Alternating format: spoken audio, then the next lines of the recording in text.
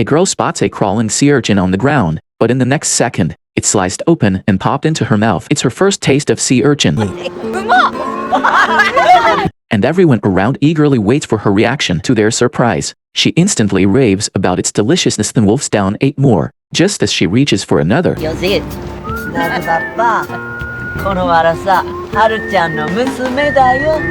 Grandma blurts out the price, 4,000 yuan. The girl freezes, stunned, while others reveal she's grandma's granddaughter. Grandma's face turns cold at the realization. This 64-year-old, incredibly disciplined woman is known locally as Grandma Xia. Every day at 4 a.m., she rises to prepare 100 sea urchin bento boxes, catches the first morning train to sell them to passengers, then returns to her small restaurant by 9 a.m. She takes a 2-hour noon break, heads to the beach to dive for sea urchins, and once she's caught 100, she runs her bar, singing and dancing until midnight before bedtime. Grandma repeats this routine because she's a AMA, an ancient profession of female divers who plunge into the ocean without breathing gear to harvest seafood. Those near mountains live off mountains. Those near seas live off seas. Grandma built her fortune by hand-catching sea urchins, now owning several bars and cafes. But today, the arrival of a mother and daughter shatters her orderly life. It's her long-lost daughter, who left for Tokyo years ago, calling the countryside a god-forsaken backwater, and her granddaughter. The truth, the AMA Guild lured her back, claiming she's needed as a successor because grandma is aging.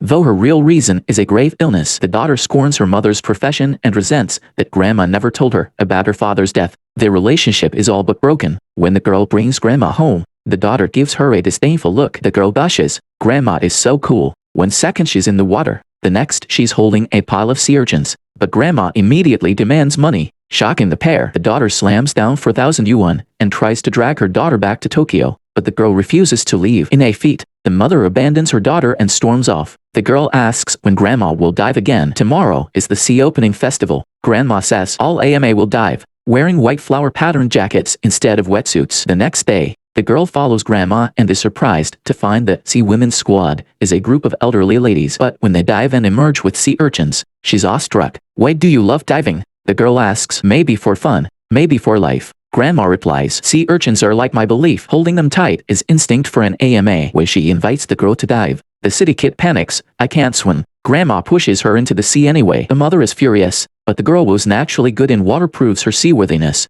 earning grandma's praise. "No wonder you're my granddaughter." The 16-year-old girl, a quiet high schooler ignored by classmates in Tokyo, finally feels at home in this town. The AMA Guild, facing aging members, hopes she'll bring new blood, but her mother still resists. Haunted by childhood trauma of being thrown into the sea by grandma, neighbors stall the mother's departure, even tricking her into her mother's cafe and bar. Realizing she can't escape her mother's empire, she relents. The girl can stay for the summer. Just as everyone settles in, a young guard spots the girl leaping into the sea and sounds the town's emergency alarm. The crowd rushes to the shore only to find she's just swimming, embracing her new life by the sea.